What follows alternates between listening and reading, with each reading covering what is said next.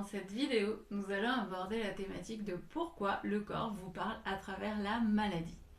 Donc il est vrai qu'on a déjà abordé dans une précédente vidéo l'importance de la tristesse et de recevoir le message de ses émotions. Là, on va parler de la maladie. Il y a de plus en plus de livres qui nous parlent de ça, sur le fait que le corps crée des maladies en fonction donc, de nos émotions, mais aussi de messages qu'il a à faire passer. Donc pourquoi est-ce qu'il fait ça? Tout simplement parce que vous n'écoutez pas. Vous n'écoutez pas votre âme et la plupart du temps, vous n'écoutez pas forcément non plus votre psyché. Votre corps a une sagesse profonde et il essaye simplement de parler. La maladie n'est pas votre ennemi, en général, elle n'est qu'un message et quand elle devient une maladie où il y a danger de mort, c'est que ça fait très longtemps qu'elle vous donne un message que vous n'écoutez pas. Donc on va essayer d'aborder ces différentes thématiques. Mais tout d'abord, je voudrais redéfinir succinctement certains termes que j'utilise. Donc âme, psyché et corps physique. Alors, l'âme, c'est vraiment la partie éternelle de vous. C'est elle qui va animer votre corps. D'ailleurs, en latin, âme, ça se dit anima. Ça donnait le terme animé. C'est vraiment ce qui nous anime, c'est votre énergie. C'est ce qui vous fait vivre en fait. Donc cette énergie, elle a de très nombreuses vies antérieures et actuellement, vous êtes une âme en incarnation terrestre. Ensuite, la psyché. J'appelle ça psyché parce que pour moi, l'esprit avec un grand E, c'est quelque chose qui est bien au-dessus de nous et je préfère le différencier. La psyché, c'est vraiment la construction psychique. C'est votre mental, votre ego, l'enfant intérieur, c'est toute votre construction mentale. Il va y avoir aussi à l'intérieur les croyances limitantes, tout ce que vous pensez être juste ou pas. Ça va être influencé notamment par le pays dans lequel vous êtes né, dans lequel vous avez grandi, par la famille que vous avez eue, etc. etc. Donc ça, c'est votre construction mentale. Ensuite, il y a le corps physique. Alors, le corps physique, c'est cette énorme boîte enregistreuse. C'est-à-dire que vous sous-estimez largement la capacité de votre corps de se rappeler. Sachez qu'il se rappelle d'absolument tout ce qui vous est arrivé. Votre psyché, elle dégage. Elle dégomme, un mental et ego, ils disent non, ça c'est trop dur, on va pas s'en rappeler, ça c'est pas important. Je ne sais pas si vous avez vu le film Vice Versa là, sur les émotions, à un moment donné, il y a deux petits bonhommes qui trient justement toutes les mémoires là, c'est exactement ça. Donc l'idée, c'est que votre psyché ne se rappelle que 10 à 20% de toute votre vie. Par contre, votre corps physique, lui, il se rappelle de tout. C'est comme la boîte noire dans les avions, il enregistre absolument tout. Et d'ailleurs, c'est lui aussi qui contient les mémoires de votre âme. Et les dons et compétences de l'âme sont aussi stockés dans le corps physique. Donc vous voyez qu'il a une grande importance. Donc justement, on va parler de quand le corps devient une forme de messager. Donc sachez que le corps ne ment jamais. C'est d'ailleurs pour ça que la technique de la kinésiologie utilise le corps et une espèce de morse là pour essayer de communiquer avec le corps et de chercher des informations que votre psyché, que votre conscient ne va pas vouloir dévoiler. Moi, en soins, ce que je fais, c'est que je me projette dans vos structures énergétiques justement pour dépasser votre conscient et pour aller voir dans vos structures, que ce soit auprès de votre enfant intérieur, de votre âme, etc., d'aller chercher justement ces informations qui sont cachées et qui créent parfois blessures, maladies, inconfort, etc. Donc vraiment, le corps ne ment jamais. Il est l'écho des blessures, des émotions refoulées, des colères qu'on a gardées à l'intérieur de nous. Et il enregistre tout, alors que cette psyché, elle dégomme. Par exemple, si je vous demande ce que vous faisiez tous les jours du mois d'avril lorsque vous aviez 10 ans, vous seriez bien incapable de me répondre. Votre corps, lui, par contre, il s'en rappelle. Il se rappelle si éventuellement il s'est passé une blessure, un trauma, si on lui a dit une phrase qui l'a choqué. Lui, il va s'en rappeler. Donc justement, cette boîte noire, comme dans les avions, elle enregistre absolument tout et des fois, elle n'arrive pas à digérer les informations. Donc, il porte que la conscience, en fait, ce corps porte ce que la conscience n'a pas su digérer. Et on appelle ça la somatisation. C'est-à-dire que les expressions françaises sont très justes. Par exemple, je n'ai pas digéré ça. Elle m'a dit un truc, je ne l'ai pas digéré. Vous pouvez être sûr que c'est l'estomac qui va prendre. La pilule est difficile à avaler. Donc par exemple, là, c'est au niveau de la gorge. Ou alors, ça me reste en travers de la gorge. Ou alors, j'en ai plein le dos. Ou oh, te mets pas la rate au corbouillon. Là, vous pouvez être sûr. En fait, on vous dit déjà dans les expressions françaises où est-ce que ça va impacter dans votre corps physique ce que vous n'avez pas réussi à intégrer, ce que vous n'avez pas réussi à digérer. Et en fait, c'est terriblement vrai.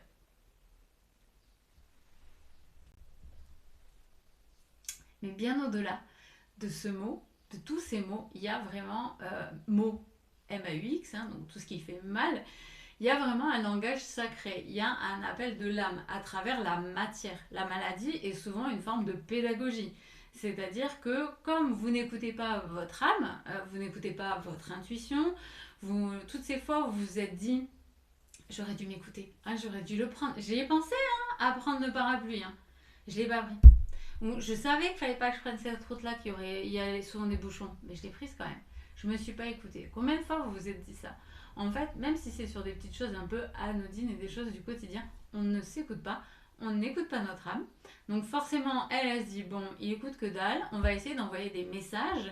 Donc c'est là que vous avez les plumes, les heures miroirs, telle personne qui va vous donner telle information, mais vous l'écoutez toujours pas. Donc en fait, tout ça, c'est extrêmement important.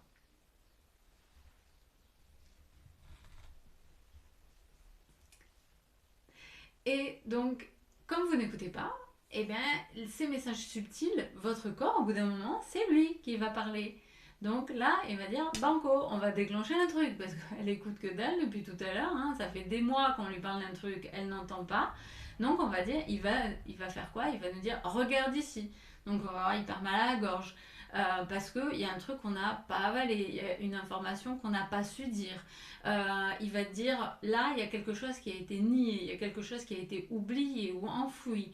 Là, il va dire que par exemple, vous allez faire un truc au niveau des poumons et il veut dire là, il y a des émotions, il y a de la tristesse à libérer. Bref, en fait, il essaye de communiquer. Il vous rend malade parce que il n'y a que par la maladie que vous allez écouter.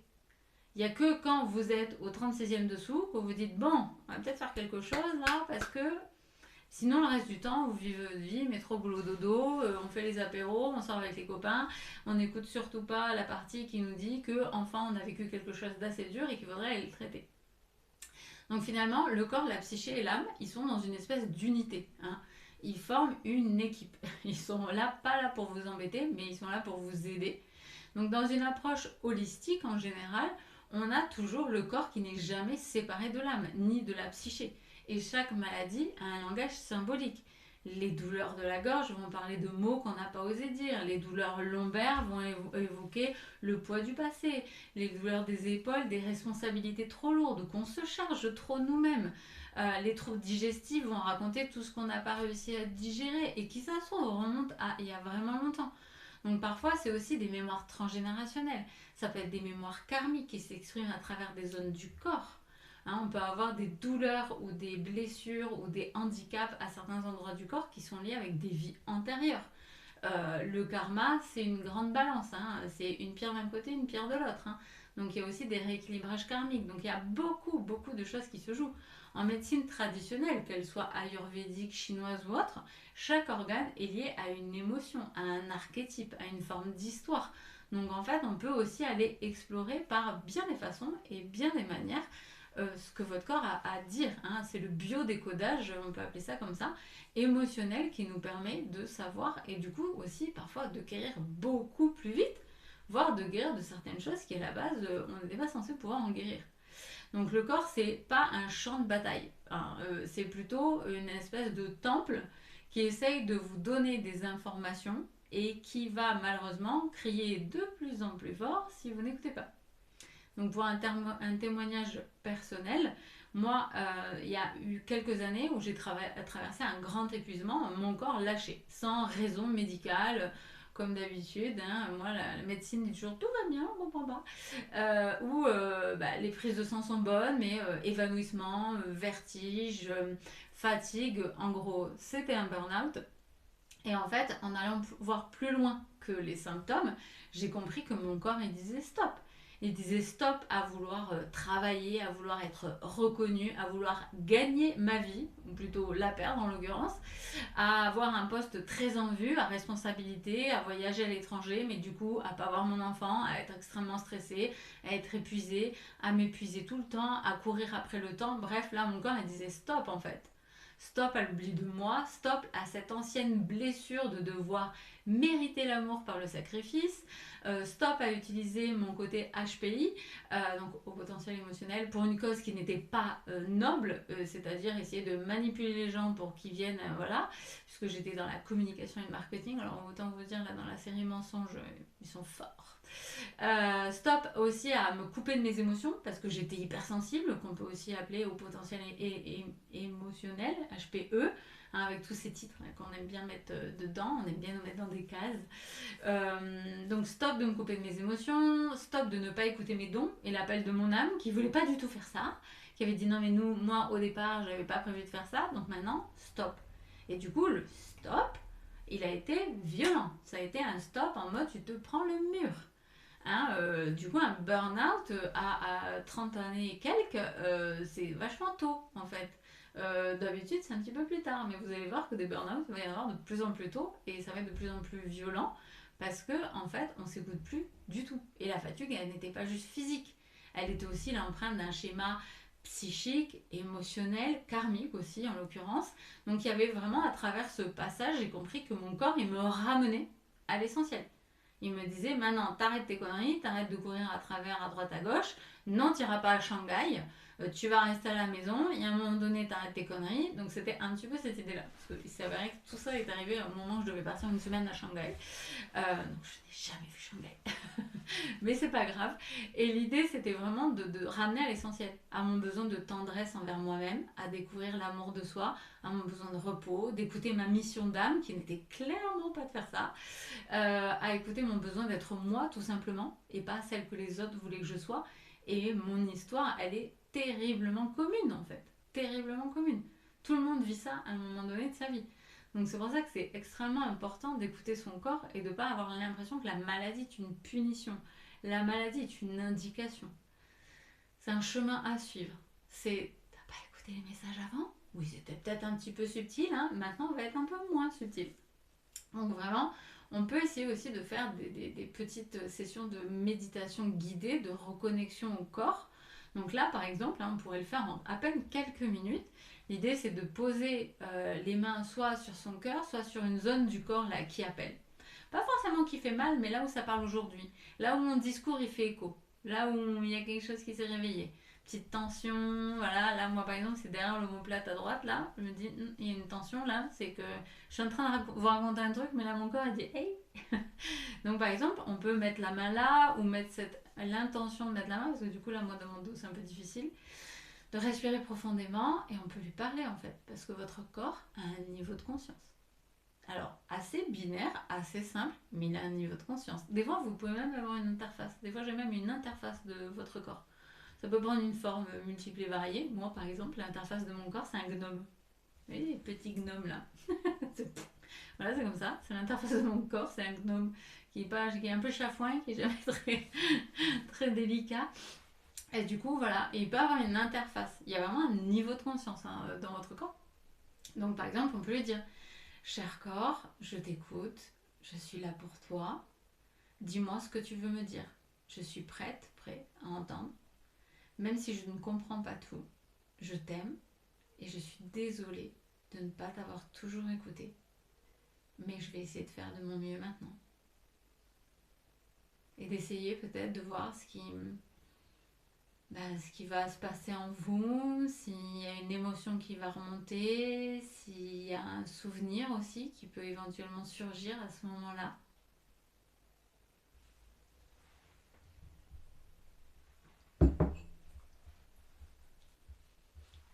Et qui va surgir à ce moment-là.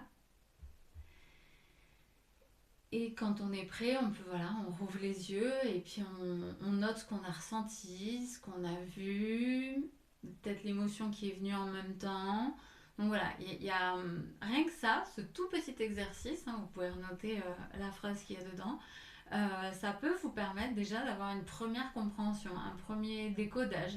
Et puis surtout, en fait, votre corps il va se dire ok, elle m'écoute, elle a compris. Donc vraiment,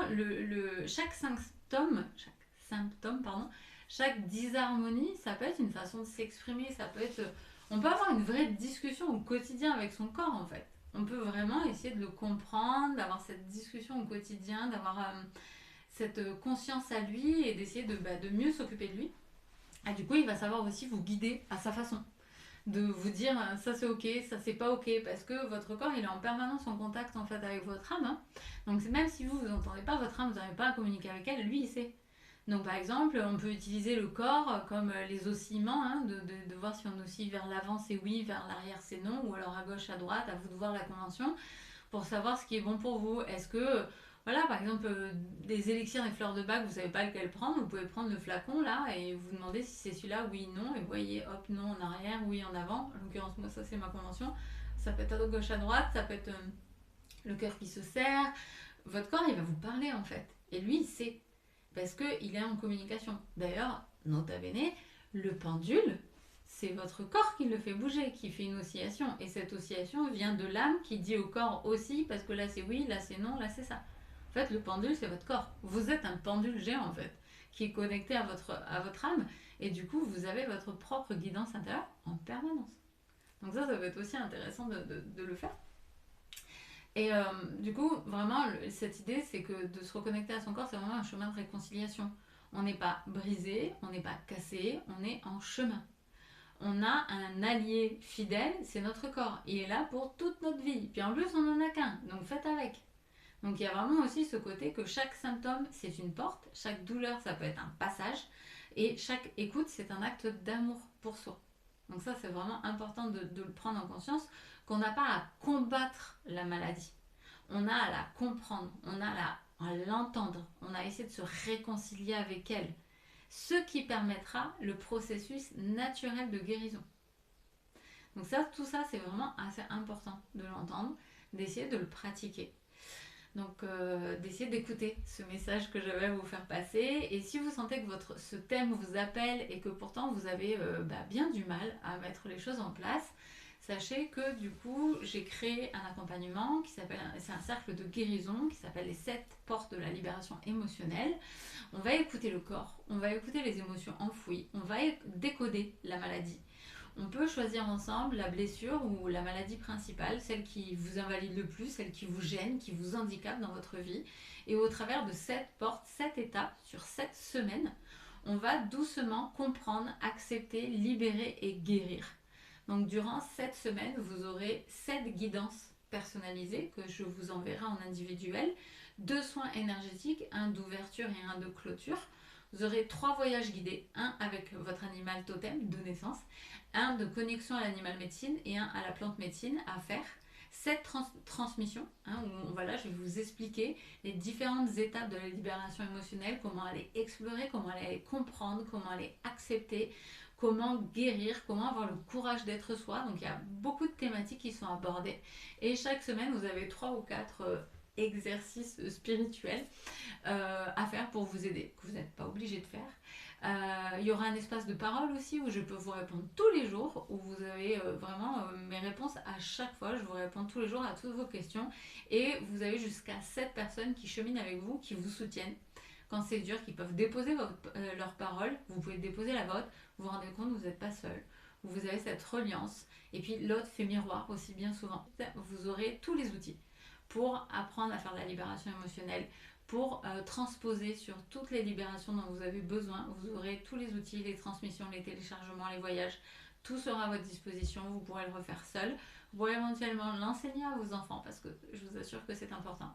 Donc n'hésitez pas à me mettre un commentaire si vous êtes intéressé ou à aller voir sur mon site internet, c'est dans la description. Si vous voulez vous inscrire, si vous voulez poser des questions, si vous voulez que je vous aide à trouver peut-être cette espèce de blessure ou de maladie originelle, primordiale, celle qui vous gêne le plus, ça sera avec grand plaisir. Et je vous remercie aussi de liker, commenter, partager pour soutenir mon travail et surtout honorer votre corps chaque jour un peu plus, apprenez à l'écouter. Et à très bientôt et je vous souhaite toute la lumière du monde et toute la guérison dans vos cellules et dans leur sagesse.